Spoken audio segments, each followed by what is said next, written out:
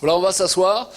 Et en introduction de ces moments, j'aimerais encore présenter quelques livres. Peut-être représenter le livre sur le couple, qui s'appelle « Le couple en mission ». Pour nous, c'est important que les personnes puissent prendre connaissance du contenu de ce livre. Certaines personnes, parfois, se disent « Oh, moi, je ne suis pas marié » ou « Je suis plus marié et je n'ai pas besoin ». Mais en fait, les principes qui sont abordés dans ce livre sont les principes en fait qui permettent à un couple de fonctionner, mais qui permettent à toute forme de relation de fonctionner. Relations parents-enfants, relations entre amis, relations d'amitié. Et donc voilà, qui que vous soyez, moi je vous encourage à vous fournir ce livre pour assimiler les principes qui y sont décrits. Il y a une autre brochure aussi, on n'a pas le temps de présenter toutes les brochures, mais c'est une des deux brochures que j'ai vues sur la table de notre stand quand j'ai eu cette vision que je vous décrivais le premier jour. Vous vous rappelez? Et c'était, Sergi, une brochure sur comprendre les ministères féminins. Et tu veux savoir, Sergi Znanouch et son livre Messagère de bonnes nouvelles est cité ici. Amen? Ben, je dis pas ça pour en vendre plus, hein?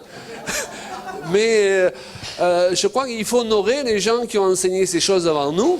Amen? Qui sont passés avant nous. Et vous savez, c'est vite fait avec nos traductions, selon comment sont rendus certains versets, de partir dans des doctrines bizarres et des fausses doctrines qui n'avaient rien à voir avec ce que vivaient les premiers disciples. Vous savez, par exemple, on nous rabâche sans arrêt qu'il est interdit à la femme d'enseigner, ok. Alfred Cohen, il fait remarquer qu'il est question pas tant du problème d'enseigner, mais d'essayer d'enseigner son mari d'une manière dominatrice.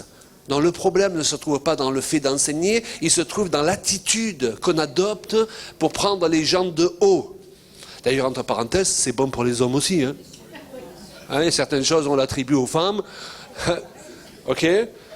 Dans des endroits où on a interprété qu'elle devait se taire dans l'assemblée, si on prend des textes grecs, ça a plusieurs sens qu'on peut traduire de manière différente. C'est pas juste se taire, point barre. Voilà, c'est pas parler fort, faire du bruit de tous les côtés, alors que l'orateur est en train d'enseigner.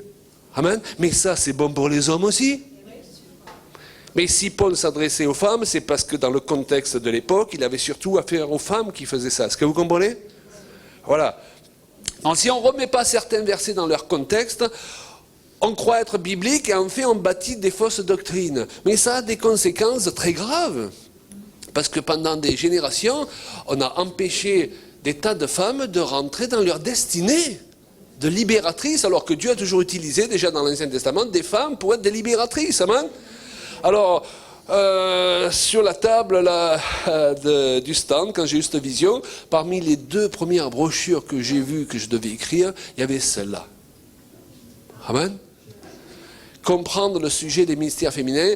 Et il y a un chapitre où on cite certaines femmes de Dieu, comme Maria Woodworth-Sitter, et même Michael McPherson, qui avaient des ministères d'apôtres, alléluia, qui ont bâti des églises, qui ont guéri les malades, et qui ont fait parfois plus de prodiges et de miracles que de grands ministères d'hommes.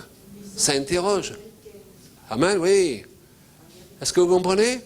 Alors Dieu ne peut pas dire une chose dans sa parole et manifester le contraire dans la vie de tous les jours en noignant ces femmes. Alors comme le disait avec humour un certain serviteur de Dieu, moi je suis sûr qu'une fois arrivés au ciel, Dieu leur pardonnera à ces femmes d'avoir ouvert des tas d'églises et d'avoir sauvé des milliers d'âmes. Alléluia. Est-ce que je peux l'offrir à quelqu'un? Est-ce que quelqu'un a un petit budget, il a du mal à... Voilà, ma sœur là-bas. Allez, hop là. Alors, le CD de psaume aussi, je vous encourage à vous le fournir. C'est vraiment la parole de Dieu qui est libérée. Et une chose qui a caractérisé notre ministère, parce que c'est vrai qu'on a un certain âge maintenant, et on est de l'époque des cassettes. À une époque, vous savez, on rencontrait des gens, ils nous disaient « Oh, on s'est rencontrés il y a 2 ans, on s'est rencontrés il y a 3 ans. » Aujourd'hui, ils nous disent « On s'est rencontrés il y a 30 ans. » Ça fait bizarre. Mais vous savez, la soixantaine passée, on n'a pas l'intention de se mettre à la retraite. On n'a jamais autant voyagé et on croit que Dieu renouvelle nos forces pendant la marche. quand il nous appelle à faire quelque chose, il va nous donner la grâce d'accomplir ce quelque chose. Est-ce que vous comprenez? Donc ce qui est important, ce n'est pas de faire ce que l'autre fait en essayant de refaire un autre ministère qui lui a la grâce pour faire ce qu'il fait. C'est de comprendre quelle doit être notre place pour se lever le matin et être au bon endroit en train de faire les bonnes choses, entouré des bonnes personnes. Et là, l'onction de Dieu a été prévue pour fonctionner si on est à la bonne place. Est-ce que vous comprenez? Le plus mauvais calcul qu'on puisse faire, c'est d'essayer d'être quelqu'un d'autre que qui nous sommes. Amen?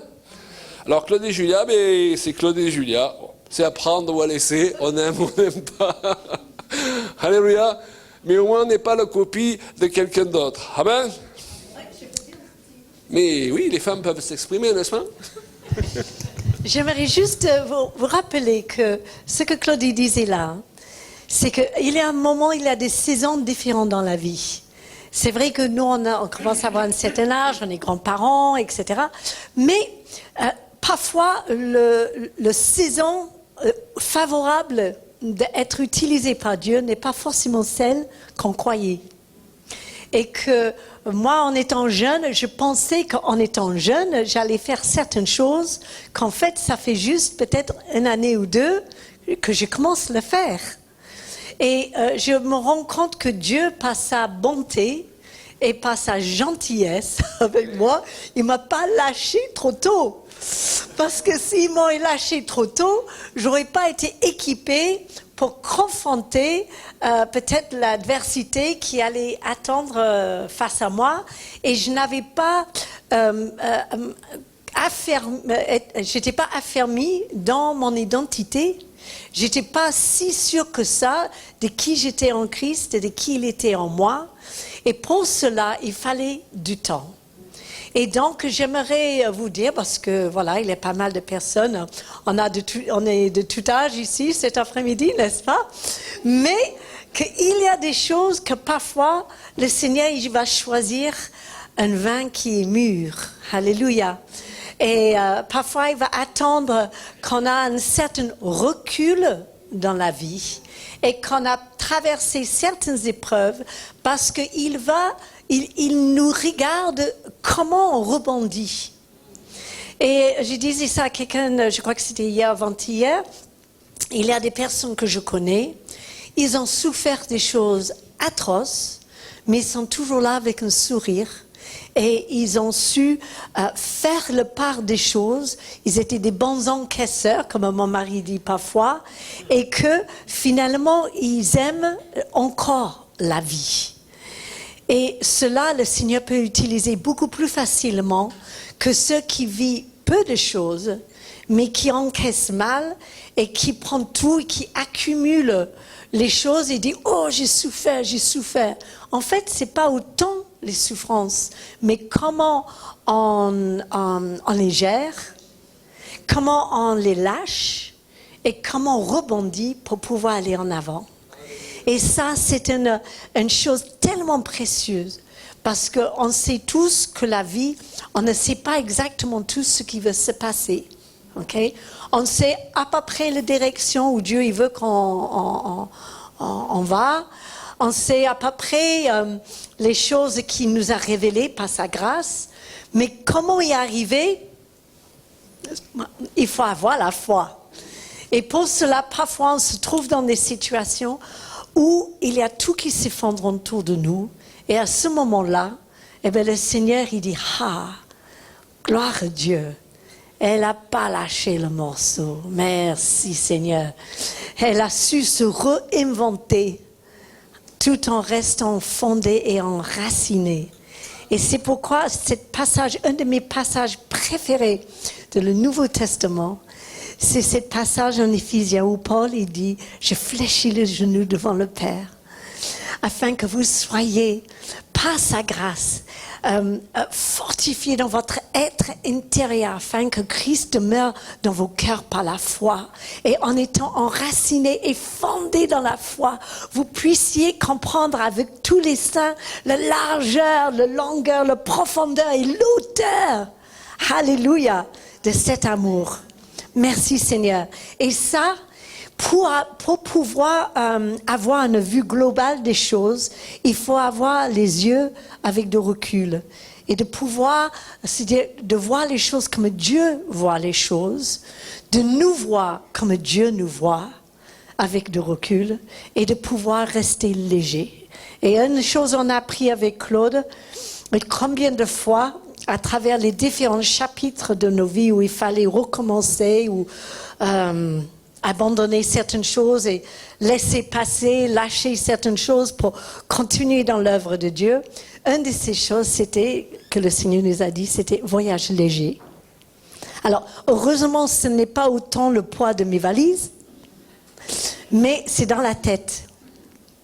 Qu'on soit léger dans notre tête et qu'on n'accumule pas des choses qui entraînent derrière nous, mais qu'on peut continuer dans cet éternel recommencement avec le Seigneur chaque matin. Alléluia. Où il nous donne une grâce, il nous redonne un sourire, où il nous donne l'espoir, où il nous permet de voir la lumière au fond de la ténèbre et qui nous permet de se dire, OK, on y va. Merci Seigneur. Donc si vous avez un peu de surcharge, je parle ni de poids physique, ni de vos valises, même si en beaucoup voyageant, à force de vivre dans mes valises, j'ai tout en miniature à l'intérieur. J'ai ma petite trousse essentielle que je lâcherai pour rien et que voilà, j'ai tout dedans. Je peux durer au moins 3 semaines avec ça. Voilà. Mais c'est surtout d'être léger dans la tête. Et que même si on a des petites choses qui ne fonctionnent pas à fond, on peut avoir des petites pertes de mémoire, on peut être un peu confus, je ne me rappelle plus, de se dire tout est grâce. Alléluia. Et Dieu, il nous permet de se rappeler de l'essentiel. Et que même si c'est la 3e fois qu'on dit bonjour à la même personne, eh bien qu'on le fait avec conviction et beaucoup d'amour. Alléluia. Amen. Alléluia.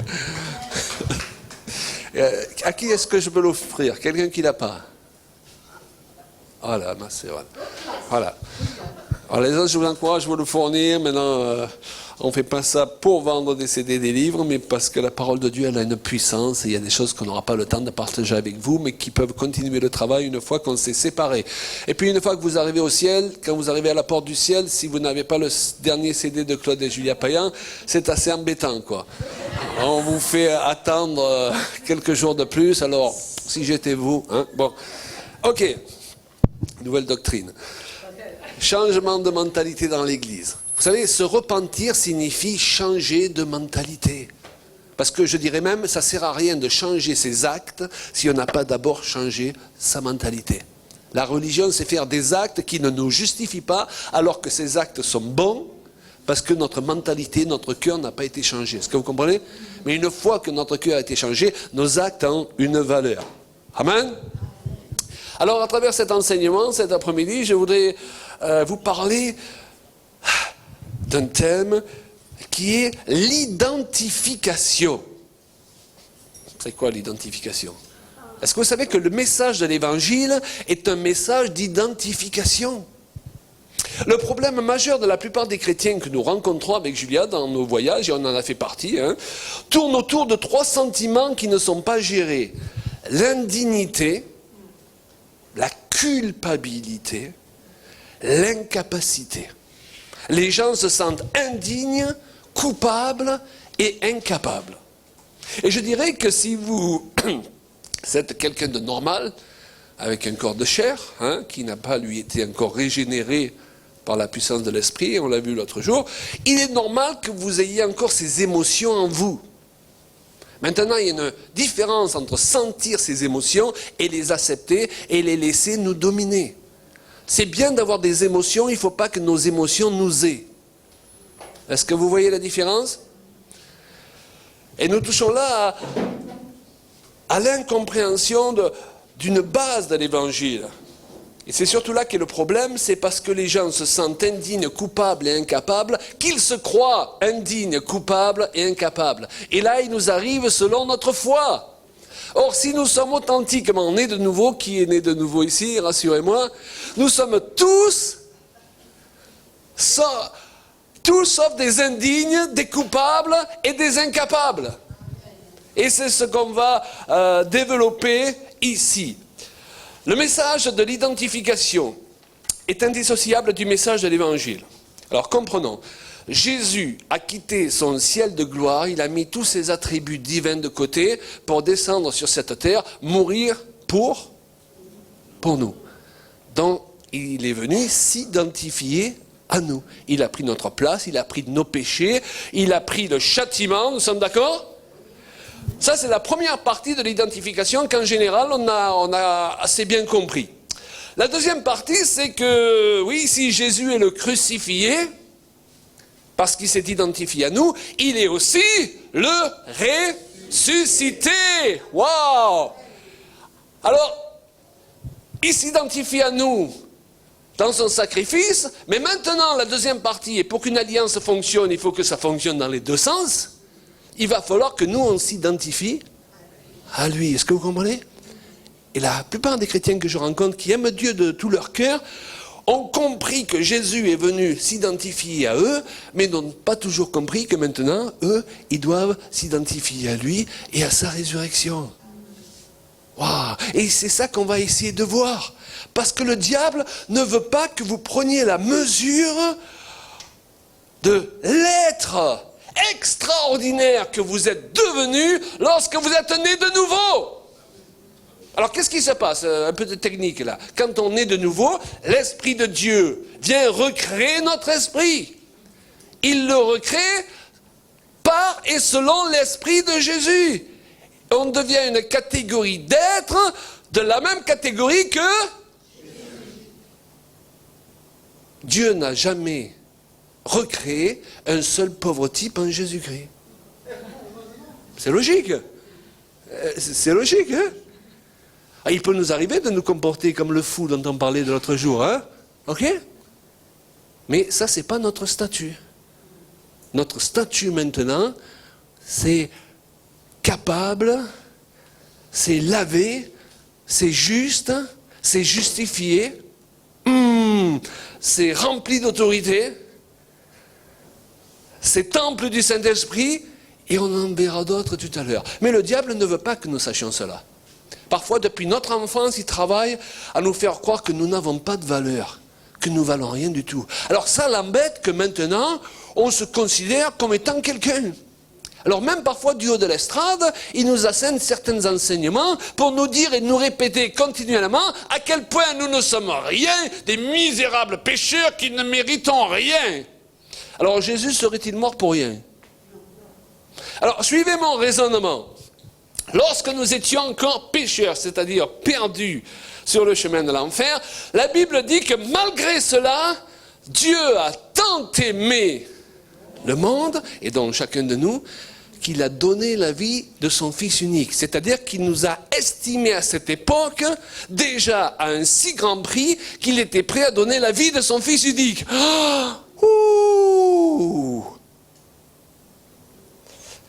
Une fois que nous acceptons Jésus comme sauveur, de pécheurs, de perdus, nous devenons des fils et des filles du royaume. Nous faisons partie de la famille de Dieu.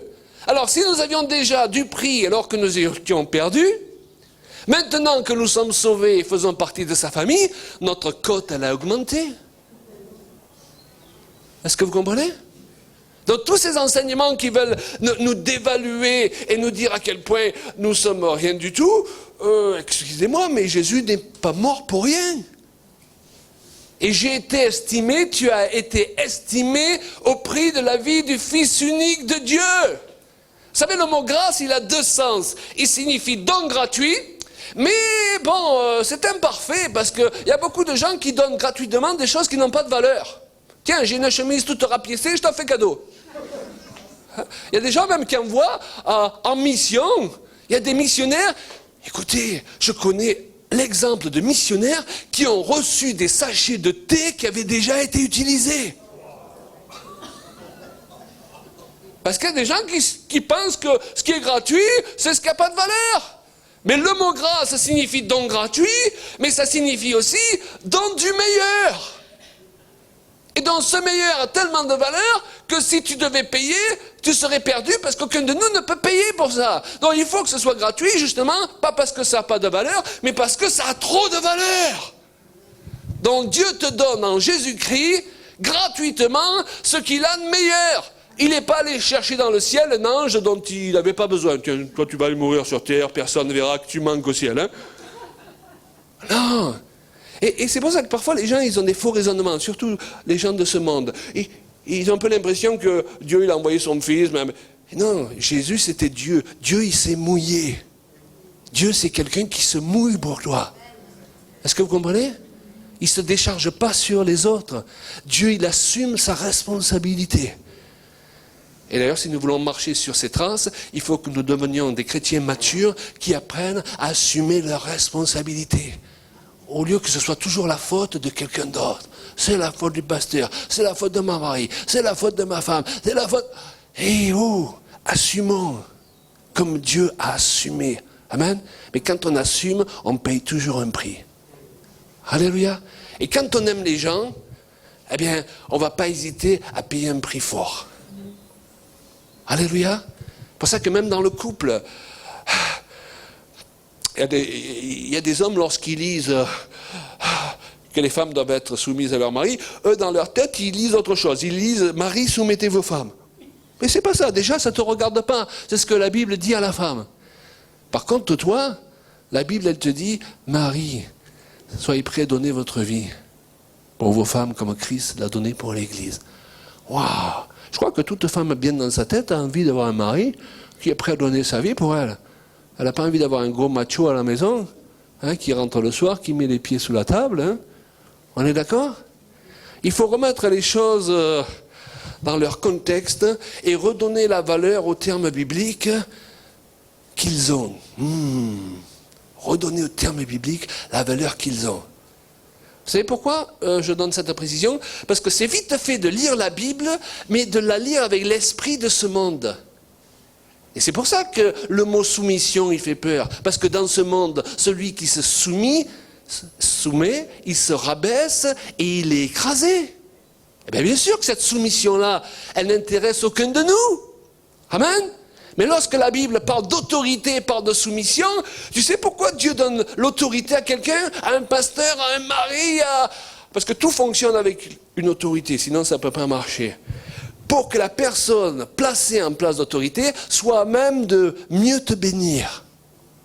D'ailleurs, quand la Bible dit le mari est le chef de la femme, en grec, vous savez quel est le sens du terme? Chef? C'est pas le chef comme dans le monde. Hey, je suis le chef, là, tout le monde m'obéit.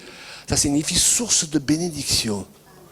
Vous connaissez une femme bien dans sa tête qui n'a pas envie d'avoir un chef qui est une source de bénédiction? Amen. Il y a des merveilleux enseignements qui nous sont donnés tout au long de l'Écriture et c'est facile de passer à côté. Vous savez, Jésus et ses disciples, quand même, c'est intéressant. Il a affaire à une drôle d'équipe, quand même. Hein? Vous êtes d'accord avec moi? Il y a de quoi décomplexer chacun d'entre nous, lorsqu'on regarde les choses de près. À un moment donné, il est surpris en train de se poser, il y en a deux là, de se poser la question théologique de première importance. Qui est le plus grand? Alors je ne sais pas si depuis que vous êtes rentré dans ce lieu, vous vous posez la question, vous regardez autour de vous, qui est le plus grand ici? Alors, si ce n'est pas le cas, vous êtes déjà plus avancé qu'eux. Et Jésus, au lieu de leur faire des reproches, et c'est ça qui est merveilleux, si tu ne sais pas quelque chose, Dieu n'est pas là pour te le reprocher aujourd'hui. Moi j'en ai assez de ces prédicateurs qui nous crient dessus pendant 1 heure, comme si on était des idiots parce qu'on n'a pas compris quelque chose. Jésus ne leur fait même pas de reproches, il leur donne un merveilleux enseignement sur l'autorité. Il leur dit, vous savez, dans ce monde, ceux qui sont en place d'autorité, en général, on le voit avec nos politiciens, hein, ils profitent de cette autorité pour abuser de nous. Mais qu'il n'en soit pas de même au milieu de vous. En d'autres termes, dans le royaume de Dieu, ça ne marche pas l'autorité, ok, comme dans le monde. Et même ça marche d'une manière complètement contraire. Et lui qui est le plus grand, qui a toute autorité, il lave les pieds de ses disciples. Quel merveilleux enseignement! Waouh! Donc si nous ne savons pas quelque chose cet après-midi, Dieu n'est pas là pour nous reprocher de ne pas le savoir. Et c'est important pour moi qu'à travers les enseignements que nous partageons avec vous, vous ne vous sentiez pas culpabilisés. On est là pour s'instruire. On est tous dans la même barque. Amen. Alléluia. Oh, Jésus, il est vraiment patient avec ses disciples. Écoutez, ça fait 3 ans et demi qu'il leur enseigne qu'il va ressusciter. Et quand ça arrive, ils ne croient pas les femmes qui reviennent du tombeau. Quelle équipe! Et après, quand ils croient, Thomas, il dit, ah, moi, si je ne mets pas les doigts dans les trous de ses mains, lui, le têtu, il y en a des plus têtus que d'autres. Vous avez remarqué, dans l'église, il y en a des plus têtus que d'autres, hein? Si je ne mets pas les doigts dans les trous de ses mains, aïe, aïe, aïe. Alors, je ne sais pas pour vous, moi, une équipe comme ça, je l'aurais virée. Hein? Tu dis, bon, je ressuscite, et première chose à faire, je change d'équipe. En plus, dans le jardin de Gethsémane, vous avez vu dans le jardin de Gethsémane, Jésus débarque avec son équipe d'intercession, et au bout d'un moment, ils sont tous en train d'intercéder avec des soupirs inexprimables.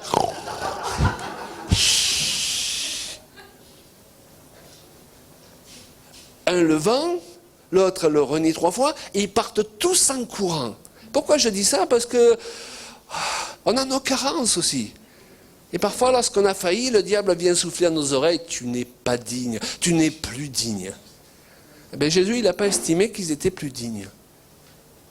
La puissance de la repentance peut nous restaurer. Amen. Et permettre à Dieu de faire avec nous ce qu'on n'aurait jamais pu imaginer qu'il puisse faire. Alors, lorsqu'il ressuscite, la Bible nous dit que, voilà, là, il était dans son corps glorieux. Hein, il passait à travers les murs, cette fois.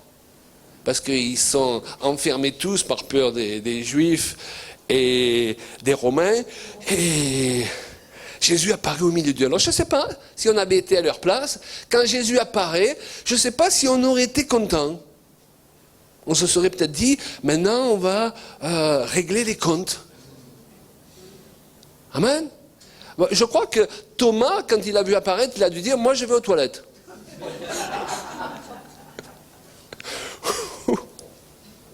Et je crois que c'est pour ça que le Seigneur, immédiatement, il leur dit, la paix soit avec vous. Et peut-être tu es venu dans ce séminaire, et ça fait un moment où le diable, il travaille sur la culpabilité, l'indignité. Tu sais, il te ressort, et j'aurai peut-être l'occasion de parler là-dessus demain. Il est capable de nous ressortir des dossiers qui datent d'il y a très longtemps, et qui ont déjà été lavés dans le sang de Jésus-Christ. Spécialement quand on passe par ces périodes où on est fatigué, vous savez, on n'a pas la forme. Et Jésus, il leur dit que la paix soit avec vous. Alors j'imagine, le stress, il a dû retomber dans la salle. Hein? Amen. Et il va encore plus loin.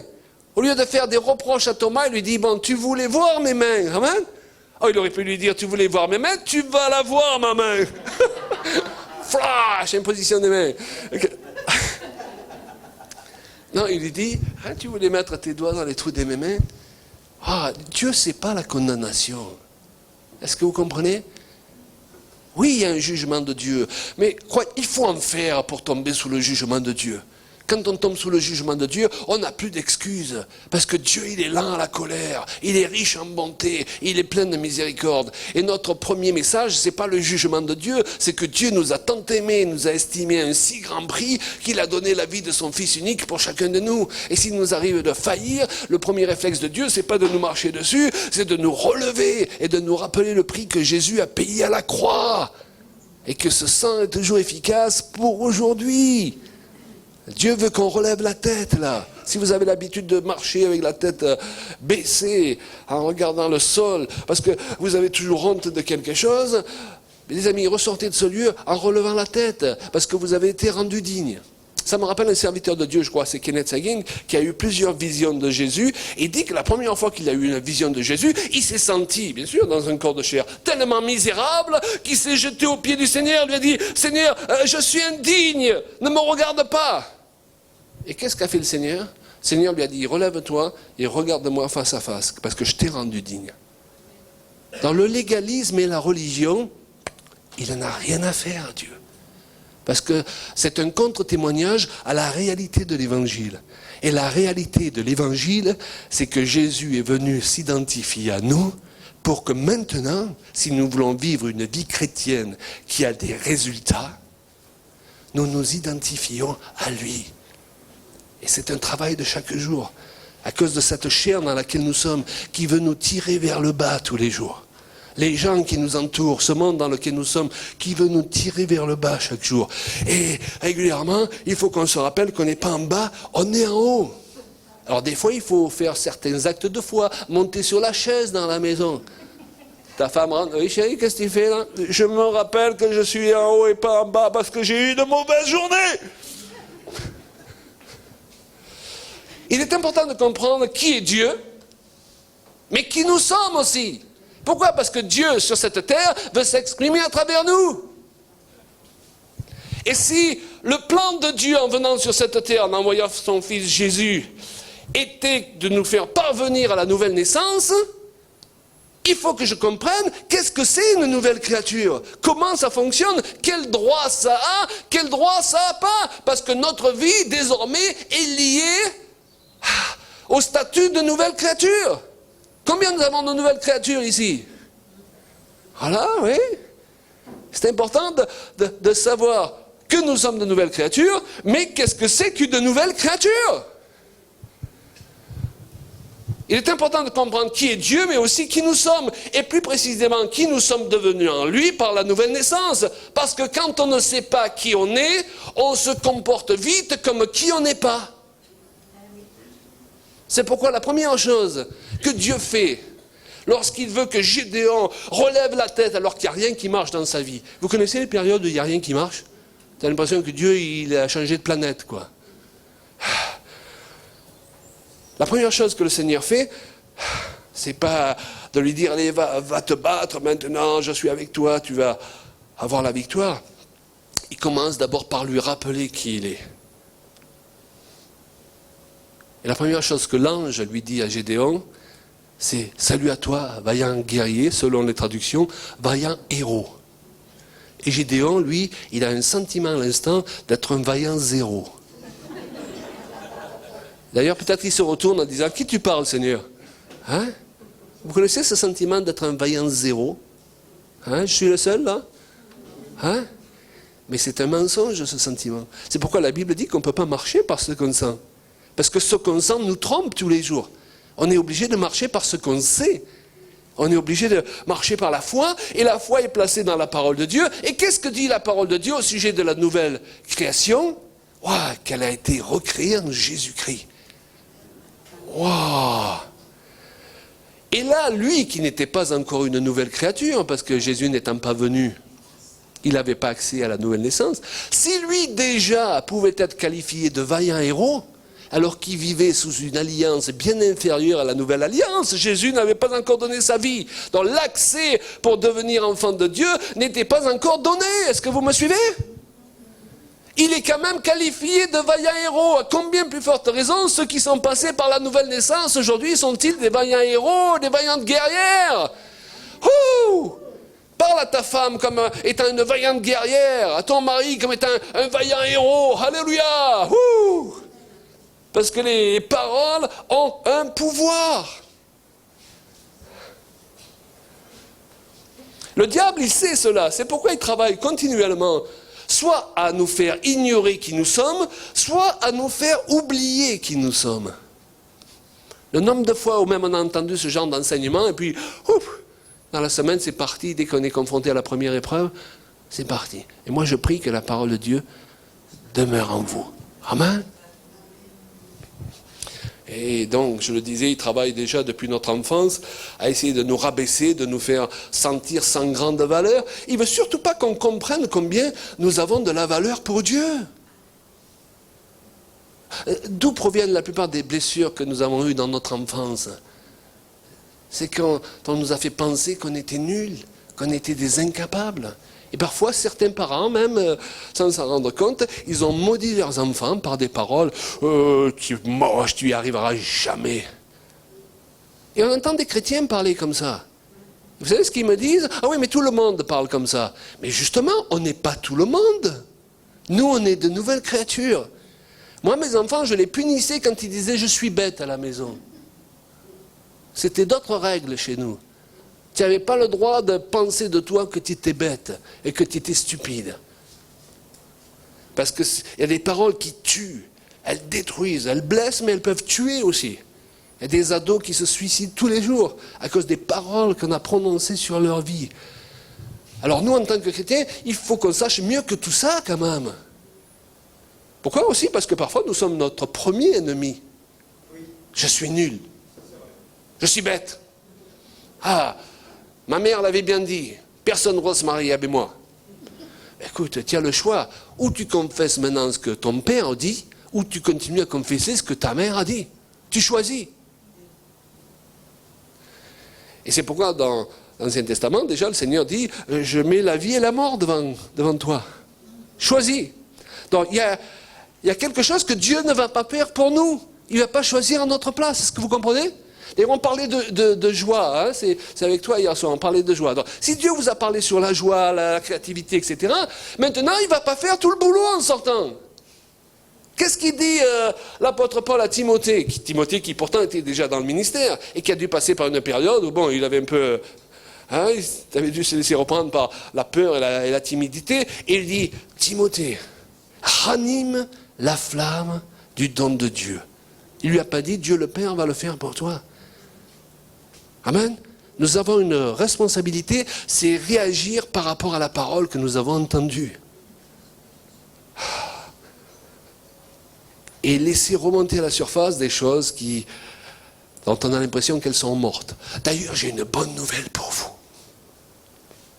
On dit souvent qu'on a perdu notre joie ou qu'on a perdu notre paix. C'est une manière de parler, on peut comprendre. Mais si vous êtes une nouvelle créature, il n'est pas possible que vous ayez perdu votre joie ou votre paix. Il est possible que vous ne la voyez plus. Mais la joie et la paix, ça fait partie de ta nouvelle nature. Donc quand tu montes dans la voiture, la joie et la paix ne restent pas à l'extérieur. Ils montent avec toi. Simplement, parfois, le diable a fait arriver tellement de choses dans ta vie, tu as l'impression d'avoir pris des coups de batte de baseball les uns après les autres, et la joie et la paix, là, sont quelque part, mais tu ne les vois plus. Mais ce n'est pas parce que tu ne les vois plus qu'ils ne sont plus là. Donc on ne perd pas sa joie et sa paix en tant que chrétien. Parfois, on ne les voit plus. Ce n'est pas pareil. Mais il suffit de pas grand-chose pour les faire remonter à la surface.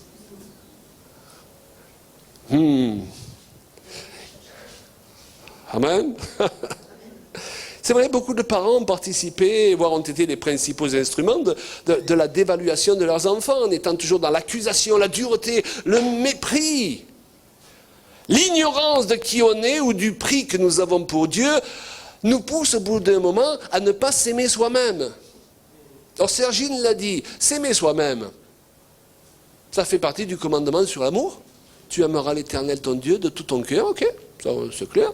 Ton prochain, et le dernier on l'oublie là, ton prochain comme toi-même, donc il est là.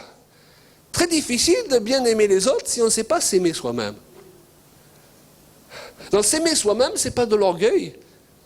S'aimer soi-même, c'est honorer Dieu à l'image de qui nous sommes créés. Ça ne veut pas dire que tu te mets tous les matins devant la glace en disant « Qu'est-ce que je suis beau !» Non. Il faut être lucide aussi, hein. Je commence à avoir des rides, hein. Moi, des fois, je passe devant la glace et je me dis « Oh, ben, j'avais l'impression d'être beaucoup plus jeune à l'intérieur. » Et d'ailleurs, c'est biblique. Hein. L'intérieur se renouvelle de jour en jour, pendant que l'extérieur se détruit. Et Julien en parlait tout à l'heure, mais je tiens à vous dire, on est mieux dans notre tête, la soixantaine passée, que quand on avait 30 ans. Ou 40. Et même 50. Qu'est-ce que je veux dire? Tu sais, avec le temps qui passe, alors tout le monde ne gère pas ça, mais il y a certaines choses, si tu les gères, tu ne dépends plus du regard des autres. Ce regard des autres, là, qui, quand on est jeune, nous paralyse, hein, nous fait faire et dire tellement de bêtises. Et puis, il y a certaines choses que tu comprends avec les années, tu dis, wow, si j'avais su ça quand j'avais 30 ans, il y a beaucoup de bêtises que je n'aurais pas faites. Hein? Vous êtes d'accord avec moi? Mais il n'est jamais trop tard parce que l'apôtre Paul, il dit, rachetez le temps. Waouh! Dans une réunion comme celle-ci, tu peux gagner 10, 20 ans. Parce que tu prends connaissance de certaines vérités vis-à-vis de Dieu, vis-à-vis de toi-même, et le diable, il ne peut plus t'avoir. Et c'est ça le problème, vous savez, parfois on essaye de chasser les démons chez des gens qui n'ont pas changé de mentalité. Dans les démons, ils ont toujours quelque chose, une branche à quoi s'accrocher. Parce qu'un démon, il s'accroche en général à une fausse doctrine, à un mensonge qu'il a semé dans ta vie. C'est ce qui lui donne une prise. Donc si tu essaies de chasser le démon mais que tu ne chasses pas le mensonge, il revient. Donc une fois qu'on a prié pour des personnes ou qu'on a eu des temps de délivrance, il faut que les gens soient instruits. Il ne faut pas qu'ils repartent dans la nature. Ah merci, c'était super, je reviens la prochaine fois. Hein. Vous savez, il y a des gens qui peuvent venir dans nos églises simplement pour le bien qu'on leur fait. Mais ils n'ont pas l'intention de changer, d'évoluer et de s'instruire dans la parole. J'ai compris ça quand j'étais un jeune pasteur. Toutes les semaines, je recevais un couple, là, et chaque fois qu'on priait, les démons, ils criaient, ça roulait sur la carpette et tout. Et un jour, la femme, elle me téléphone, elle me dit, voilà, je vous téléphone, est-ce qu'on peut avoir une séance? Alors, j'ai compris qu'elle venait pour avoir des séances, elle venait pas pour être délivrée, quoi. Comme tu vas chez le psy. Et c'est là que j'ai compris pourquoi chaque semaine, ça répétait la même chose. Bon, la moquette était propre après. Alléluia. Donc, il faut qu'on sache ce qu'on veut. Alléluia. On veut la joie, ben on va la laisser monter. Amen. On a pris connaissance de ce que Dieu veut pour notre vie. On veut la paix, on va la récupérer. Parce que le voleur vient pour détruire. Mais Jésus vient pour nous donner la vie et nous la donner en abondance. Mais il ne va pas le faire sans moi.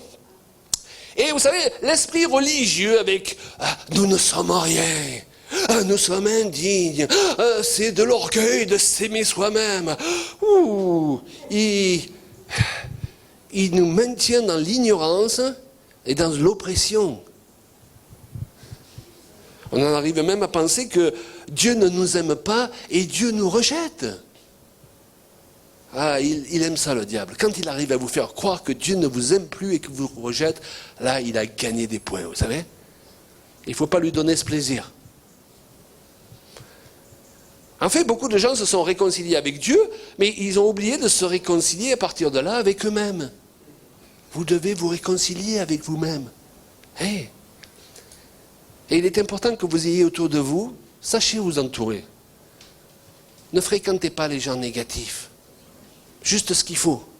Parce que, je veux dire, on ne peut pas sortir du monde. Hein, donc, on doit les aimer, on doit les rencontrer. Mais les gens négatifs sèment des graines négatives dans ta vie. Tu as besoin d'être entouré de gens, non pas qui te rappellent continuellement tes défauts et qui tu étais, mais qui te rappellent qui tu es devenu en Jésus. Alléluia. C'est le genre de conjoint qui est une bénédiction. Alléluia. Qui sait toujours nous voir au top, même quand on n'y est pas. Donc nous devons apprendre à nous réconcilier avec Dieu, mais aussi avec nous-mêmes, parce que nous avons reçu, d'après 2 Corinthiens 5,18, un ministère de réconciliation. Et souvent, nous voulons réconcilier les autres, mais on ne sait pas nous réconcilier avec nous-mêmes. Alléluia. Et pour cela, il nous faut une autre forme de raisonnement. C'est pas que tu as des kilos en plus ou que tu as des kilos en moins qui fait la différence. C'est qui tu es. Amen. Et c'est bien si tu es entouré de quelqu'un qui s'occupe pas des kilos. Amen, chérie, je t'aime avec les kilos en plus, je t'aime avec les kilos en moins. Fais comme tu veux. Alléluia. Vous ne pouvez pas imaginer le nombre de femmes qui n'arrêtent pas de faire des régimes sans jamais en sortir à cause du regard du mari. Ce n'est pas un regard d'amour, ça. C'est un regard de jugement. D'ailleurs, si le mari l'aimait, peut-être qu'elle les perdait naturellement, les kilos, sans faire beaucoup d'efforts. Amen. Parce que la frustration amène beaucoup de dérèglements dans nos corps. Et les blessures du cœur entraînent beaucoup de blessures dans le corps.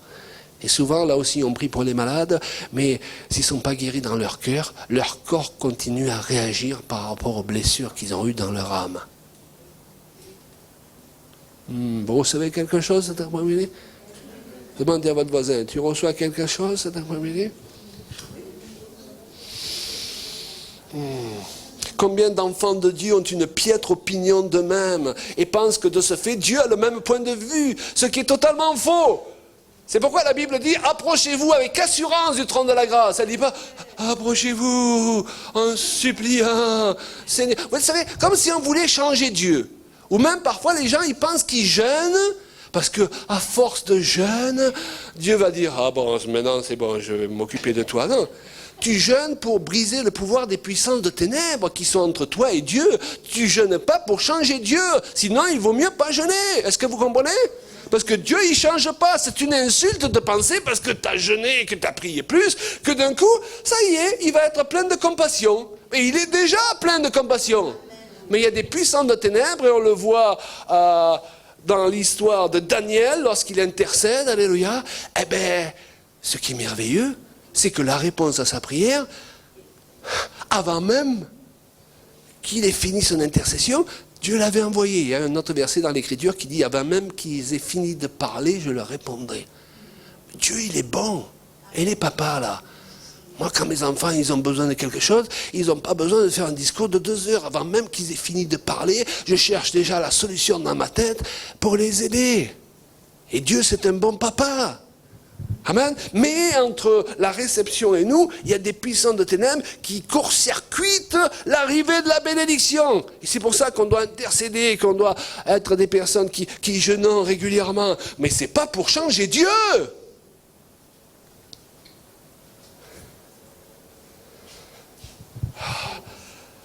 Le Seigneur, il veut nous révéler qui il est en nous, mais également qui nous sommes en lui. Les bonnes choses qui nous concernent, la manière dont il nous voit réellement et comment nous devons nous regarder nous-mêmes. Et cela passe par une guérison du cœur et une reconstruction de notre identité et la mise en route d'une identification journalière. Oh, je suis un ressuscité. C'est le symbole du baptême. Nous sommes ressuscités avec lui. Maintenant, il faut que ce soit dans les faits et dans la forme de pensée. Je me permets d'ouvrir une parenthèse. Si vous avez été blessé, si vous avez été abusé d'une manière ou d'une autre dans votre enfance ou plus loin, il y a un premier stade qui est de ne pas bâcler ça. C'est-à-dire si quelqu'un vient vous dit « Oh, je l'avais dans le sang de Jésus, c'est pas important. » Non, non, non. Là, on va trop vite. Oui, c'est important. Oui, on doit reconnaître votre statut de victime. Amen. Oui, on doit avoir compassion avec vous. Et je dirais même que les gens qui vous ont fait du mal, selon le code biblique, méritent la mort pour ces choses-là. Dieu ne rigole pas avec tout ça. Amen. C'est pour ça que nous devons prier pour ces gens. Parce qu'ils sont mal partis. Et ils vont mal finir. Amen. Mais une fois que notre statut de victime a suffisamment été reconnu, qu'on a prié pour nous, et qu'on nous fait comprendre qui maintenant nous sommes devenus en tant que nouvelle créature, il ne faut plus qu'on ait à nos propres yeux le statut de victime. Il faut qu'on éjecte le statut de victime. Vous savez pourquoi? Parce qu'il y a un principe. Il est connu même chez les psychiatres. Hein. Il y a un principe, il est biblique, il est spirituel. Une victime attire toujours un oppresseur. Tant que je suis victime, j'envoie un signal au démon que je n'ai pas d'autorité. Je suis la victime. Et eux, qu'est-ce qu'ils cherchent? Ils cherchent des victimes. Quand les enfants à l'école, qui sont très cruels, veulent se moquer de quelqu'un, ils vont vers les faibles. Et puis s'ils ne réagissent pas, ils revont vers eux. Et plus ils prennent le statut de victime, plus ils vont toujours chez les mêmes. Mais si d'un coup ils tombent sur un qui ne réagit pas, c'est plus rigolo. Non, ils changent. Ils cherchent des victimes. Le diable, il cherche des victimes. Donc si tu restes dans ta mentalité une victime, quand tu pries, oh Seigneur, tu sais ce que... Mais il sait déjà ce que tu as vécu, le Seigneur. Ce qu'il te dit, c'est de rentrer avec assurance pour te présenter devant le trône de la grâce. C'est pas en pleurnichant. Assurance, c'est quoi? Conscient de ton statut de nouvelle créature. Certains disent, ah oui, mais alors, je vais réussir à attendrir Dieu parce que je vais lui dire à quel point je suis pécheur. Mais c'est embêtant parce qu'il y a un verset qui dit que Dieu n'exauce point les pécheurs. Donc Dieu a le droit de te dire, ben mon vieux là, tu t'y prends mal parce que regarde ce qui est écrit là. Elle répète encore une fois, je suis pécheur, je suis misérable. Oui, mais Donc je ne peux pas contredire ma parole. Je ne suis pas supposé exaucer les pécheurs. Mais j'exauce les justes. Mais comme nous ne pouvons pas être justes par nous-mêmes, nous devons saisir ce statut de juste dont Jésus nous fait cadeau du sein même de nos imperfections. Ah oui, alors notre cerveau, ça lui prend un moment, on sait, pour gérer ça. Mais dès que vous comprenez ça, mais toute l'efficacité de votre vie de prière, elle change. Et le diable, son regard change sur vous. Il dit, zut, maintenant il a compris.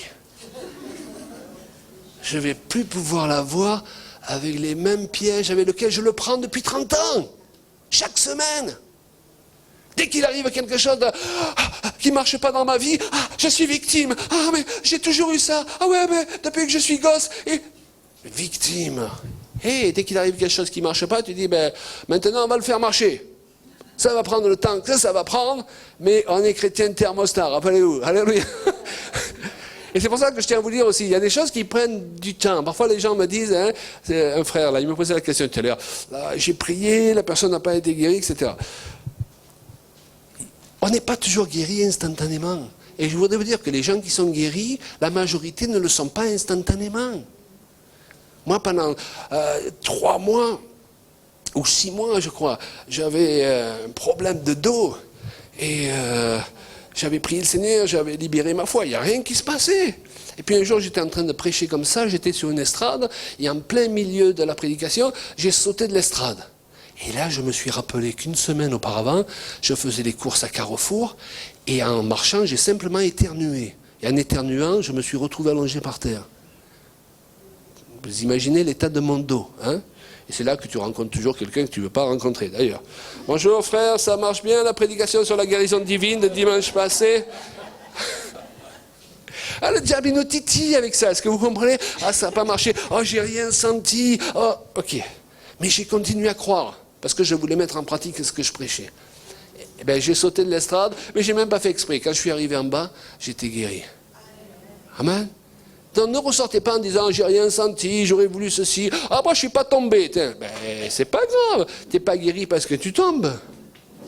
Hey, vaut mieux être guéri en restant debout que tomber et repartir avec le même problème. Est-ce que vous comprenez? Il n'y a pas de règle absolue. Dieu nous visite de diverses manières. Ne faisons pas de nouvelles règles. Juste croyons, Seigneur. Ta parole a été libérée, je repars et elle va se manifester d'une manière ou d'une autre. Parce que je n'ai pas payé, j'ai pas mis de l'essence, j'ai pas payé pour rester dans une chambre ici pour qu'il ne se passe rien après. Donc tu prends en main ta destinée. Tu n'acceptes pas la destinée que le diable veut pour toi. Alléluia. Et c'est pour ça que Jacob, qui était aussi imparfait que nous, eh bien, ce qui a fait en sorte que Dieu change son nom, lui donne le nom d'Israël. Alors, il y a plusieurs traductions vis-à-vis de ça. Et moi, j'aime bien celle qui dit champion de Dieu. Il est devenu un champion pour Dieu. Alléluia. Pour combattre pour Dieu. C'est qu'à un moment donné, il n'a pas accepté la destinée du diable. Lorsque l'ange est venu, vous imaginez un ange, là il y aurait tout un autre commentaire à faire, on ne sait pas exactement cet ange, mais les rabbins ils donnent plusieurs interprétations, mais cet ange-là, qui certains disent c'était l'ange d'Ésaü, l'ange du jugement ou autre, on ne va pas rentrer là-dedans, mais il n'a pas accepté, en tant qu'être humain, qui avait foi en Dieu, la destinée qu'on voulait lui imposer. Il s'est battu. Il n'a pas dit, ah ça y est, j'ai donné un coup, c'est réglé. Non, il s'est battu toute la nuit. Et en plus, il était seul.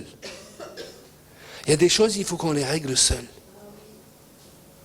Ta femme ne sera pas là pour te porter comme elle t'a toujours porté. Ton mari ne sera plus là pour te porter comme il t'a toujours porté. Il y a des situations comme ça où Dieu nous laisse seuls. Ton pasteur, il n'est pas là. Il ne vient même pas me visiter. Peut-être c'est Dieu qui l'empêche. Ça, tu vas le régler seul. Ce démon, tu vas le faire partir seul. Hein? Tu as dû crier, venez m'aider, en oubliant qui tu es. Dieu a fait avec pendant des mois parce qu'il t'aime. Mais là, maintenant, il veut te faire grandir et il te met dans une situation où tu vas régler le truc seul. Je suis désolé, je ne vais pas pouvoir le faire à ta place. Moi, tout ce que je peux faire, c'est t'apporter la parole, celle qui marche pour moi, pour qu'elle marche pour toi. Alléluia. Il y a des choses dans la vie, j'aurais voulu que ça se passe différemment. Et il fallait que je me batte seul. Eh bien, j'y suis arrivé par sa grâce. Et on rebondit, on rebondit. Après, on regarde en arrière, on dit, ah ben, c'était pas si dur que ça, finalement. Amen. Mais quand tu oublies qui tu es, le diable arrive à te faire croire que de toute façon, tu ne fais pas le poids. Tu vas perdre. Ton futur sera comme ton passé. Il n'y a pas d'avenir et d'espérance pour toi. Mais Dieu y raisonne d'une manière complètement différente. Nous avons chanté ce chant, mais dites-moi, cette parole prophétique, elle est quand même adressée de la part de Dieu, à travers le prophète Jérémie, à un peuple qui a tout perdu. Et c'est facile de dire à quelqu'un, là, ça marche pas mal dans ta vie, bon, tu as juste deux petits problèmes. Ce que j'ai pour toi, c'est un avenir, une espérance. Mais quand les familles ont été divisées, amenées en esclavage, et où? Il faut avoir la vision que ça va quand même finir avec un avenir, une espérance. Ça demande de la foi. Alors je crois que ce chant, il était pour plusieurs cet après-midi. Dieu, il a pour toi un avenir, une espérance. En sortant de ce lieu, c'est sur ça que tu dois avoir tes yeux. La fin sera un avenir, une espérance. Point barre. Et tu n'acceptes pas aucune autre option. Alléluia. Il est important donc de se rappeler de qui nous sommes. Il y a une traduction anglaise amplifiée de la Bible qui rend le fameux passage qu'on connaît bien du psaume 23, qui nous dit que Dieu nous dirige près des eaux paisibles. Écoutez bien, moi j'ai trouvé ça super.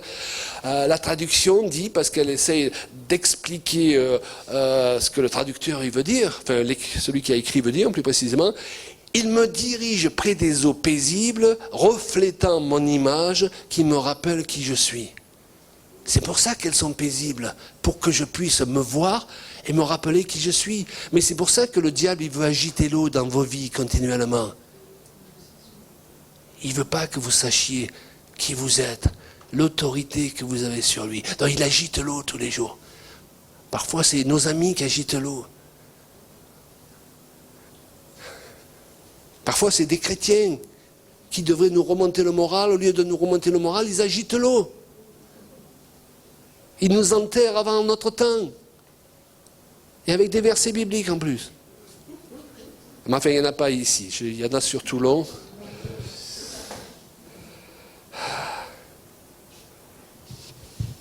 Dieu veut qu'on réalise notre identité de fils et de filles. Parce que quand un homme perd de vue sa position en Christ et la noblesse qui y est liée, il finit par se comporter avec bassesse. L'image faussée qu'on a de nous-mêmes va nous tirer de plus en plus vers le bas et nous amener à nous comporter d'une manière indigne. Donc vous voyez, un message sur l'identification et l'identité, ce n'est pas secondaire, c'est très important. Ça va nous permettre d'être un instrument entre les mains de Dieu efficace. Parce qu'on accepte qui nous sommes devenus à cause de Jésus-Christ. Et ainsi nous honorons son sacrifice et sa résurrection. Alléluia. Eh oui, il y a des moments où on a des escaliers chez nous. Et parfois je monte les escaliers, ça commence à avoir un peu mal dans les genoux, et on sait qu'on doit partir à Madagascar une semaine après. Bon, je commence à parler à mes genoux, je dis, on part à Madagascar, hein? On n'a pas le temps là pour ces vieilleries là, hein? Alors le diable il essaie de me rappeler mon âge, oui, mais il en a des raisonnements, le diable, ok? Ben nous, il faut qu'on lui rappelle ce que Dieu dit. Il nous donne un avenir et une espérance. Alors, vous trouverez un petit peu foufou, c'est ça, mais il faut. Amen. Il faut être un minimum atteint pour que le diable ne puisse nous atteindre. C'est pour ça que j'ai décidé de me marier avec cette jeune femme il y a 41 ans. J'ai trouvé qu'elle était aussi atteinte que moi. Il n'y avait plus rien qu'on pouvait faire pour nous. Ok? D'ailleurs, un jour, le diable il est venu me souffler aux oreilles.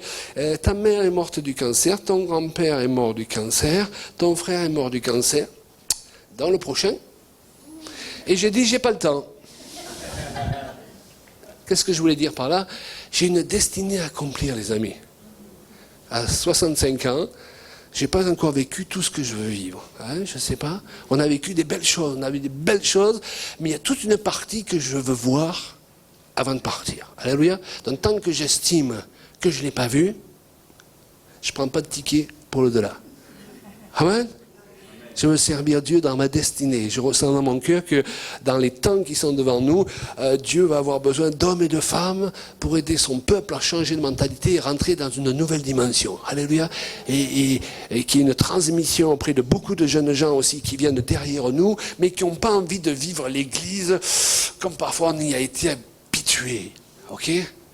Ils veulent quelque chose où ça déménage. Alléluia. Et donc, voilà. Donc, on a du boulot, chérie. Allez. On y va. Rappelez-vous de cette vérité. Un homme, une femme, ne réussira jamais au-delà de l'image qu'il a de lui-même ou qu'elle a d'elle-même. Un homme ne réussira jamais au-delà de l'image qu'il a de lui-même. C'est de moi. Eh oui.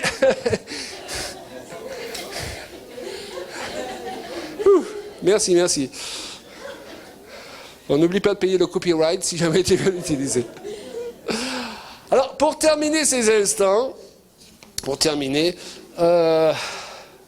je suis tombé un jour sur cette prière bien connue d'Aaron. Que l'Éternel te bénisse et te garde. Et j'ai entendu un rabbin messianique qui a développé tout le sens de l'hébreu. Vous savez, on perd beaucoup de choses dans nos traductions. Et l'hébreu parle par des images. Et je voudrais juste, avant d'aller plus loin, avant de prier, vous développer cette prière et que nous puissions nous mettre avec foi au bénéfice de cette prière pour qu'elle s'accomplisse une fois qu'on a franchi cette porte. Alléluia.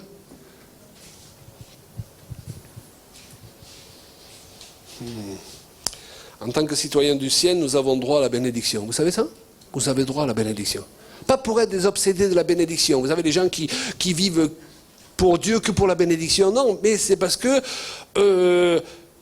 si on est béni, on peut être efficace. Est-ce que vous comprenez? Dieu, c'est à la fois notre Père, c'est à la fois un homme d'affaires. Qu'est-ce que je veux dire par là? Il veut qu'on soit béni pour deux raisons bien précises. La première, c'est qu'il nous aime. Pas mal? Un papa, il veut de bonnes choses pour ses enfants. Moi, ça ne me viendra pas à l'esprit de dire, Seigneur, je prie pour qu'il n'arrive pas à finir ses fins de mois, ça va le rendre plus spirituel. Ok, on est bien d'accord. Dieu est un papa digne de ce nom. Alléluia. Ensuite, si on met de côté le statut de papa, c'est un businessman, Dieu. Il a investi en nous. Il ne veut pas perdre son investissement. Si tu pars trop tôt, si je pars trop tôt, il perd son investissement. Est-ce que vous comprenez? Alors si tu pars une fois que tu as accompli ta destinée, ok, c'est bon. Et pour cette raison, il veut te bénir pour pouvoir t'utiliser encore de nombreuses années. Pour sauver les âmes, pour bénir, pour restaurer. Il y a tout un peuple qui a besoin d'être restauré et remis en forme pour pouvoir affronter les temps qui sont devant nous.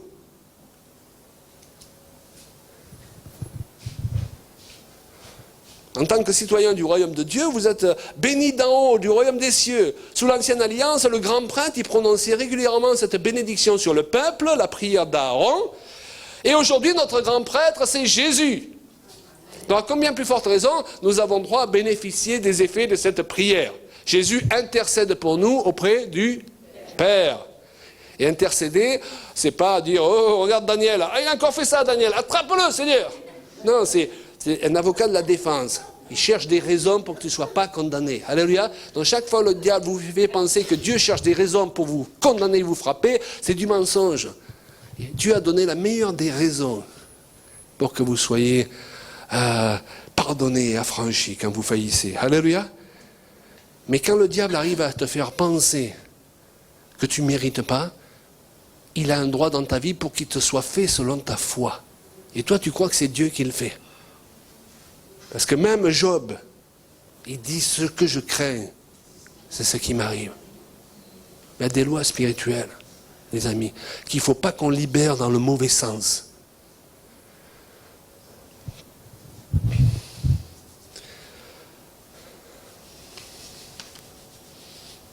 Nombre 6, 22 à 27. L'Éternel parla à Moïse et dit, parle à Aaron et à ses fils. Et dit, vous bénirez ainsi les enfants d'Israël. Vous leur direz, donc il faut prononcer les choses. Que l'Éternel te bénisse. Alors dans la profondeur du sens du terme hébreu, cela est lié à l'idée, vous savez, que le Père s'agenouille. Voilà. Donc Dieu n'est pas là pour te prendre de haut. Dieu s'agenouille.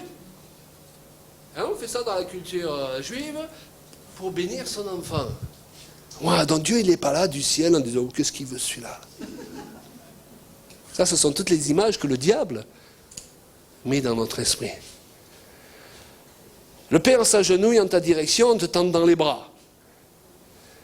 Comme peut le faire un père de ce monde à l'égard de l'enfant qu'il chérit. Waouh! On va recevoir la bénédiction comme ça ce soir? Alléluia? Tu n'as pas l'air sûr.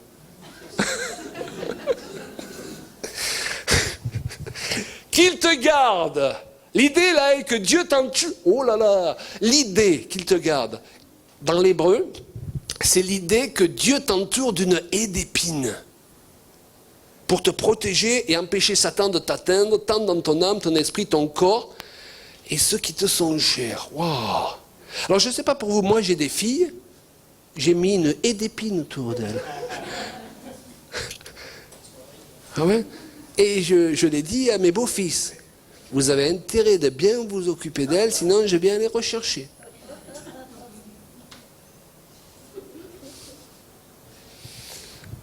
Moi, je ne suis pas du tout le gars, ah non, il faut subir. La Bible dit qu'il ne faut pas divorcer. Ouais, on n'est pas pour ça, on n'est pas pour le divorce, mais on n'est pas pour que les gens y vivent l'enfer à vie. Ça, c'est pas plus biblique. Ok? Que l'Éternel fasse luire sa face sur toi. L'idée est qu'il t'éclaire suffisamment pour que tu saches où aller et comment faire pour accomplir ta destinée divine. C'est-à-dire que vous êtes venu dans ce séminaire et c'est flou, ok? Bien, Dieu, il veut que vous ressortiez et que ça commence de plus en plus à être clair, les choses dans lesquelles peut-être vous devez investir si vous êtes un homme d'affaires, les choses que vous devez faire pour sauver des âmes, les choses que vous devez faire même pour faire prospérer votre famille. Dieu veut éclaircir les choses. Et c'est pour ça qu'il veut faire luire sa face sur vous. Et qu'il t'accorde sa grâce. On a déjà vu tout à l'heure que la grâce, c'est gratuit, mais c'est bon aussi. Ce sont des bonnes choses que Dieu nous donne gratuitement. L'idée est que Dieu t'accorde d'avoir une relation d'amitié aussi proche. En hébreu, l'idée de grâce. Et c'est ce qu'a dit Jésus. Si vous recevez ma parole, que ma parole demeure en vous, demandez tout ce que vous voulez, mais vous êtes mes amis. Dieu, il cherche des amis. Dieu, il veut avoir une relation avec nous. Et vous savez, à nos amis, on leur dit des choses qu'on ne dit pas aux autres. Wow. Donc ça sous-entend une plus grande dimension de révélation. Que l'Éternel tourne sa face vers toi. L'idée est que Dieu met à ta disposition l'ensemble de ses ressources et des personnes en te prenant dans ses bras. C'est merveilleux ça. Dieu veut mettre à ta disposition les ressources dont tu as besoin. Vous savez, dans tout ce qu'on doit faire, que ce soit dans le ministère ou autre, on a besoin de ressources. Vous avez vu que l'argent est le nerf de la guerre. Amen. Pour aller de l'avant, on en a besoin. Pour faire imprimer des brochures, j'ai besoin que régulièrement, il y ait un miracle. Et si ce miracle n'intervient pas, je ne peux pas aller de l'avant. Je me rappelle aller prier en marchant sur le plateau où nous habitons, là, et Dieu avait mis sur mon cœur de sortir 2 brochures, mais ça faisait une certaine somme d'argent, et je n'avais pas cet argent, et moi, aujourd'hui, je pars du principe que si Dieu nous demande de faire quelque chose, il va payer pour ça. Alors, je suis allé présenter la facture à Dieu. Parce que dans le passé, j'ai trop payé avec l'argent de ma famille. Ceux qui sont dans le ministère, ils connaissent ça. Parfois, on veut tellement aider Dieu, on est tellement seul qu'on dépouille sa famille. Aujourd'hui, j'ai décidé de ne plus le faire. Donc, j'amène la facture à Dieu, ce qu'il aurait voulu que je fasse bien avant d'ailleurs. Et voilà, et je suis rentré à la maison. Quand je suis arrivé dans la boîte aux lettres, il y avait un chèque de 2100 € envoyé par une personne que je ne connais pas. Et j'avais même pas fait de pub pour les brochures. Et donc je vais voir dans ma boîte mail pour dire, tiens, je dois quand même avoir peut-être dans mes mails le nom de cette personne, je trouve. Et je lui envoie un mail en disant merci beaucoup, mais moi quand j'ai un gros chèque, je fais toujours attention. Peut-être le gars a voulu écrire 21 €, et une fois que je le dépose, j'ai des problèmes, ok? Il ne faut pas s'exciter quand ça arrive comme ça, ok? Après, tu ne sais plus comment en sortir. Je le sais par expérience. Hein? Donc je lui dis, est-ce que c'est bien la somme de 2100 € que vous vouliez nous envoyer? Pourquoi vous vouliez nous l'envoyer? Il dit, ben écoutez, il y a 2 jours, j'ai entendu parler de vous par quelqu'un. Il m'a dit que vous pourriez faire un bon usage de cette somme de 2100 €. Et moi, je venais d'aller prier, là, je revenais de la prière. Mais, alors c'est déjà pas mal, hein? Mais c'est pas fini. Et le gars me dit, eh bien, je suis très contente de voir que vous avez reçu le premier chèque de 200 €. 2100 €, je peux donc envoyer le second. Et rappelez-vous, c'était 2 brochures. Oh, là, tu sais, tu es sonné par la bénédiction. T'es là, j'étais béni. Quoi. Au lieu d'être sonné par le diable tout le temps, on voit les chrétiens arriver, qu'est-ce qui m'a mis le diable encore cette semaine? Non, on veut être sonné par la bénédiction. On veut voir les gens tituber parce que, qu'est-ce qui t'arrive, frère? J'ai tellement été béni cette semaine que je suis sous et je cherche quelqu'un avec qui partager la bénédiction. Vous voulez pas voir les gens arriver le dimanche matin? Ça serait pas ça, l'église glorieuse? Ça veut pas dire qu'il n'y a plus de combat, ça veut pas dire que tout marche toujours tout seul, mais il y a ces moments de gloire qu'on partage ensemble. Et c'est ce qu'il dit dans Malachie. Il dit, et vous verrez si je ne répands pas sur vous la bénédiction en abondance. Et dans le texte hébreu, vous savez ce que ça signifie? Si je ne répands pas sur vous la bénédiction au point que vous ne puissiez la contenir. Oh. Hein? Tu sais, tu en as tellement que tu ne peux pas la contenir. Donc tu arrives au culte et tu dis, est-ce qu'il y a quelqu'un qui a besoin que je lui fasse un chèque? J'aimerais, moi, voir les chrétiens comme ça.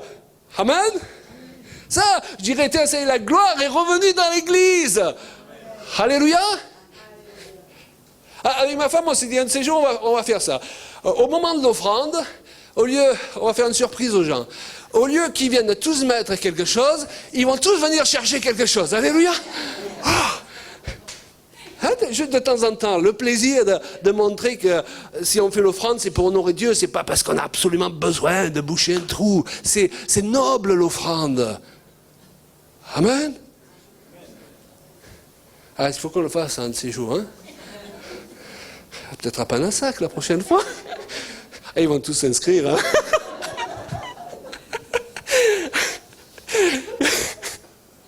Bon, je vais essayer de terminer quand même mon message. Et qu'il t'accorde sa grâce, que l'Éternel tourne sa face vers toi, ouais, et qu'il te donne la paix. Wow. Là, la paix, c'est le shalom. Hein? Pour le juif, le shalom, c'est bien plus que l'absence de guerre. Hein? C'est bien plus que la paix comme on l'entend nous. C'est Dieu qui envahit, comme le mot salut, vous savez. Le salut qui t'apporte pas seulement le fait d'être sauvé de l'enfer, mais qui envahit ton compte en banque, qui envahit ta santé, qui envahit ta relation avec tes enfants, qui envahit tous les domaines. Le shalom, c'est comme ça. Quand on prononce le shalom, c'est... Alléluia. Alors moi, je crois en la puissance des paroles pour bénir. Et je crois que si Dieu voulait que son peuple, qui vivait sous une alliance, je le répète, bien inférieure à la nouvelle alliance, puisque le voile du temple dont on parlait l'autre jour n'avait pas été déchiré, mais Dieu voulait déjà bénir son peuple. Amen. À combien plus forte raison veut-il bénir ses enfants et les fils et les filles du royaume? Combien nous avons de fils et de filles du royaume ici? Ouh. Alors, on ne veut pas la bénédiction égoïste. Vous savez, comme ces chrétiens, ils viennent qu'à l'église pour la bénédiction. Ce n'est pas de ça que je parle. Mais si on n'a pas la bénédiction, on ne peut pas aller de l'avant. S'il n'y a pas certaines choses qui se mettent en place sur notre chemin, on est tous coincés.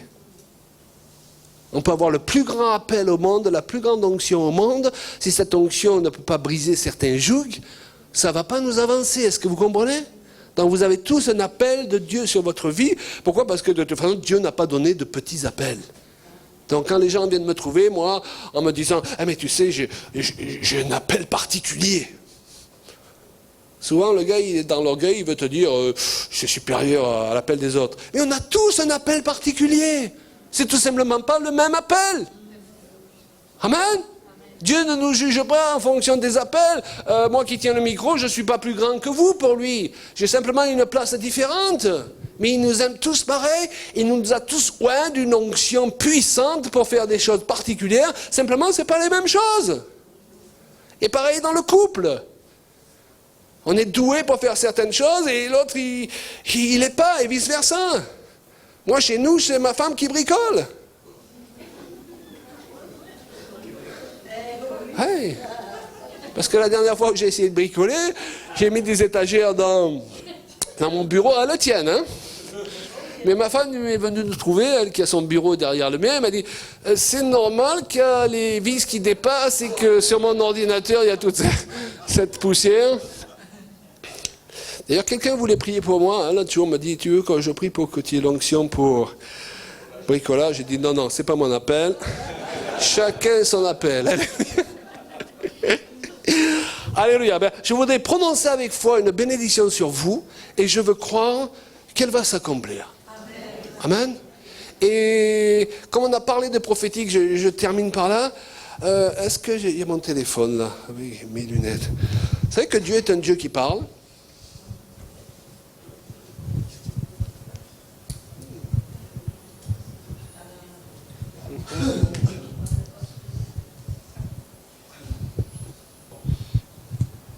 Hier, je vous ai dit que Dieu parlait de diverses manières, avant-hier aussi. Et je reçois un texto d'une personne que je connais, mais sans savoir où nous sommes, ce que nous faisons. Il nous dit plein de grâce et de bénédictions, de joie et de paix, et plein de bonnes œuvres aux impacts multipliés sur les personnes. Alors, pour vous, peut-être ça ne vous parle pas, mais l'église dans laquelle on était le week-end passé s'appelle Centre chrétien Impact. L'œuvre dans laquelle nous nous trouvons ce week-end s'appelle Impact du plein évangile. Il aurait pu mettre au singulier, il l'a mis au pluriel. Comme il y a de chances dans une année, pour que les 2 week-ends qui se suivent, tu te trouves dans une œuvre qui s'appelle Impact. Amen. Donc je crois que Dieu il veut faire quelque chose. Et que vous allez repartir quelque chose et que ça nous est prophétisé. Et d'ailleurs, cette église qu'on visite régulièrement, c'est la fois où ça a été le plus fort, l'onction. Vraiment. Et donc, je crois que Dieu, il a quelque chose. Donc, moi, je veux couler avec ce que Dieu, il a pour nous. Et votre responsabilité, ma responsabilité, c'est juste de le recevoir avec foi, ok? C'est pas de savoir comment il va le faire. Alors, est-ce qu'on peut se lever? Et je vais prononcer sur vous cette bénédiction en croyant qu'elle va s'accomplir. Si vous n'êtes pas sûr qu'elle va s'accomplir, ne vous levez pas. Ça ne vous servirait à rien. On va fermer nos yeux quelques instants, Seigneur. Nous réalisons que si tu as aimé les Hébreux, combien plus les nouvelles créatures en Jésus-Christ que tu as fait de nous. Nous réalisons, Seigneur, que Jésus est venu mourir pour nous. Qu'il est ressuscité pour nous et combien nous lui sommes reconnaissants ce soir. Et combien nous lui disons merci Jésus, merci Jésus, vraiment. Et combien nous voulons honorer ce ministère du Fils de Dieu et prendre au sérieux sa parole pour qu'elle s'accomplisse. Oh Dieu, ce que nous voulons, c'est que les obstacles qui sont sur notre chemin en ce moment sautent du milieu par le doigt du Tout-Puissant. Afin que nous soyons à même de plus te servir et t'honorer dans les choses que tu nous as appelés à faire et dans lesquelles le diable a essayé de nous stopper. Nous remettons à tes pieds le découragement. Nous brisons le pouvoir des paroles qui nous ont blessés ces derniers temps, de celles qui peut-être nous ont humiliés, de celles peut-être de personnes qui, justement parce que nous avons de l'affection pour elles, nous ont fait encore plus mal. Mais Seigneur, nous ne voulons pas avoir nos yeux sur ces choses. Nos yeux sont sur toi. Tu es notre source de vie. Tu es notre chef, notre source de bénédiction. Nous-mêmes, nous désirons être des sources de bénédiction. Et nous voulons que ce qui entrave ces sources de couler et de jaillir puisse sauter de la route. Des vaillants guerriers, des vaillantes guerrières que tu as fait de nous. C'est pourquoi nous recevons ce soir la puissance de ta parole. Et quand nous quitterons ce lieu, nous allons résister à toute œuvre de l'adversaire, à toute parole négative qui voudrait nous ramener en arrière. Vous prenez cette décision? Et nous te demandons ton aide aussi. Et nous avons besoin que tu nous aides. Alléluia. Que l'Éternel te bénisse. Alléluia. Amen. À cet instant, tu imagines le Père là. Dieu est un Dieu humble. Il est merveilleux, il est fantastique. Mais s'il nous demande de marcher dans l'humilité, c'est parce que lui-même est humble. Il se met à notre niveau. La Bible dit on n'a pas à chercher à atteindre le ciel parce que Jésus est descendu du ciel. Waouh! Qu'il te garde, qu'il t'entoure d'une haie d'épines. Peut-être que tu as ce sentiment qu'il n'y a rien qui marche, il n'y a rien qui marche. Oh, il y a des personnes ici, peut-être que vous avez besoin d'évacuer le statut de victime. Le temps est venu maintenant de l'évacuer. C'est la prise que le diable utilise pour continuer à vous frapper. Or maintenant, c'est à vous de frapper. Soyons clairs. Et de briser son pouvoir. Que l'Éternel fasse luire sa face sur toi. Ouh. Que les choses s'éclairent, là où c'est flou encore. Moi-même, avec Julia, on a des projets, là, on en parlait ce matin en buvant le café, mais c'est flou, il nous reste encore quelque chose pour que ça se clarifie, là, vous savez. Alléluia. Qu'en sortant de ce lieu, chérie, on se met d'accord? On se met d'accord. Ça va se clarifier. Waouh, merci, Seigneur. Oh, oh, oh. Mettez-vous d'accord peut-être avec quelqu'un, votre conjoint. Allez, je suis d'accord que ça va se clarifier. C'est en route, c'est en route. Qu'il t'accorde sa grâce. Je veux être ami de Dieu. Ça ne me suffit pas juste d'être enfant de Dieu. Je veux être aussi ami de Dieu. Oh, sa grâce. Tout est grâce. Mais tout est bon. Dieu n'a pas pour moi les restes. Il a une grâce qui est formidable. Je vais être sonné par la grâce de Dieu régulièrement. Je vais être assommé, je vais être rendu ivre par la grâce de Dieu régulièrement. Et si vous n'avez pas encore connu cette ivresse, je la prophétise sur votre vie. Vous connaissiez l'ivresse qui consiste à être, au lieu d'être assommé par les problèmes, d'être assommé par la grâce. On l'a connu il y a 8 ans avec Julia, lorsque Dieu, alors qu'on avait 0 centime en poche, nous a donné une maison qu'on a payée content. Oh, parce qu'on était content. Alléluia. Allez, ça fait 8 ans qu'on se lève tous les jours. Et qu'on se couche tous les jours en disant waouh. On est sonné, je vous assure. On n'a pas récupéré. Alléluia. Qui te donne sa grâce. Alléluia. Que l'Éternel tourne sa face vers toi. Qu'il mette à ta disposition ses ressources. Alors, comme moi, tu peux aller lui présenter les factures. Ok?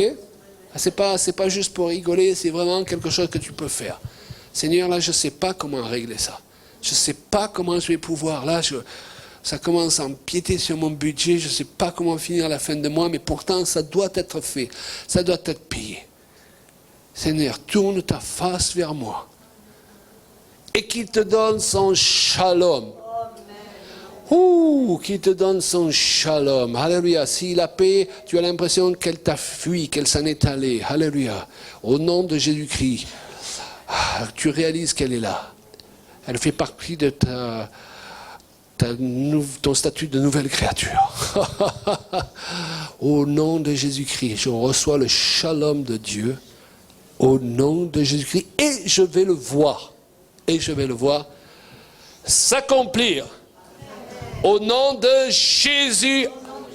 Amen. Alléluia. Donnez le shalom à quelqu'un. Alléluia. Shalom. Alléluia. Shalom. Shalom. Alléluia. Oh, shalom de Dieu sur ta vie, ton ministère. Alléluia. Shalom de Dieu sur ta vie, mon frère.